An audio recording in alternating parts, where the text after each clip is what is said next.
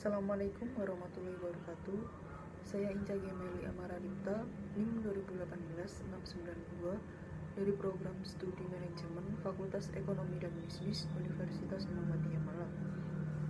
Di sini saya akan menjelaskan iman dan perjuangan melawan korupsi. Menurut bahasa, iman berasal dari bahasa Arab, yaitu amina yu'minu imanan, yang berarti percaya. Terkait dengan akidah, iman mengandung makna al-tasdik, yakni pembenaran terhadap suatu hal yang tidak dapat dilaksanakan oleh siapapun karena iman terletak dalam hati yang hanya dapat dikenali secara pribadi. Menurut Rilis 1996 137 dalam NIMT 2014-258. Kemudian menurut syara, iman diartikan sebagai pembenaran terhadap ajaran Nabi Muhammad SAW, yaitu beriman kepada Allah Ta'ala, para malaikat, para nabi dan rasul, hari kiamat, qada dan qadar. Kemudian para mutakalimin secara umum merumuskan unsur-unsur iman terdiri dari al-tasdik bi al-qalb, al-iqrar bi al-lisan, dan al-amal bi al-jawarih. Ada yang berpendapat unsur ketiga dengan istilah yang lain, yaitu al-amal bi al-arkan, yang membawa maksud melaksanakan rukun-rukun Islam. Kemudian untuk memperkuat keimanan dari perbuatan zalim merupakan perintah Allah, termasuk menghindari kerusakan bagi umat Islam, di mana salah satunya adalah korupsi. Firman Allah SWT yang artinya Allah meneguhkan iman orang-orang yang beriman dengan ucapan yang teguh itu dalam kehidupan di dunia dan di akhirat. Kemudian, dan Allah menyesatkan orang-orang yang zalim dan memperbuat apa yang Dia kehendaki. Kemudian, keimanan memiliki arti yang penting dalam upaya untuk pencegahan tindak pidana korupsi. Karena dengan tingkat keimanan yang baik, maka akan menjalankan hukum Allah. Salah satunya korupsi yang dapat dikategorikan sebagai perbuatan jinayat hudud.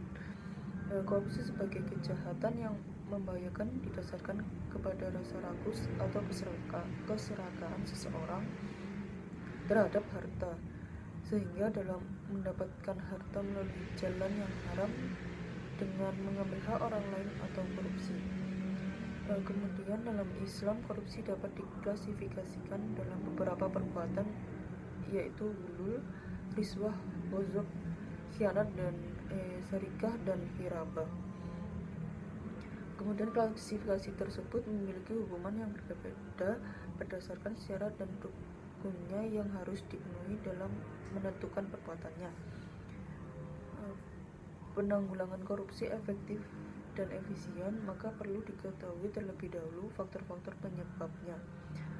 Menurut Syed Hussein Alatas, faktor-faktor penyebab korupsi ada 10, yaitu yang pertama ada ketiadaan atau kelemahan kepemimpinan dalam posisi-posisi kunci yang mampu memberikan ilham dan tingkah laku yang menjinakkan korupsi. Kemudian yang kedua ada kelemahan pengajaran agama dan etika.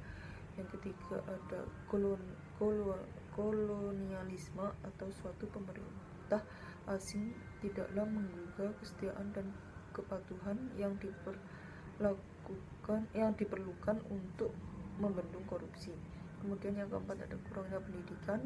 Kelima ada kemiskinan. Keenam tiadanya tindakan hukum yang keras. Yang ketujuh ada kelangkaan lingkungan yang subur untuk perilaku anti korupsi. Yang kedelapan ada struktur pemerintahan. Kesembilan perubahan radikal, di mana suatu sistem nilai mengalami perubahan radikal. Korupsi muncul sebagai suatu penyakit transisional. Kemudian yang terakhir ke-10 adanya keadaan masyarakat, di mana korupsi dalam suatu birokrasi bisa memberikan cerminan keadaan masyarakat keseluruhan. Korupsi memberikan dampak yang signifikan bagi kemiskinan umat manusia dengan ciri-ciri yang disebutkan tadi,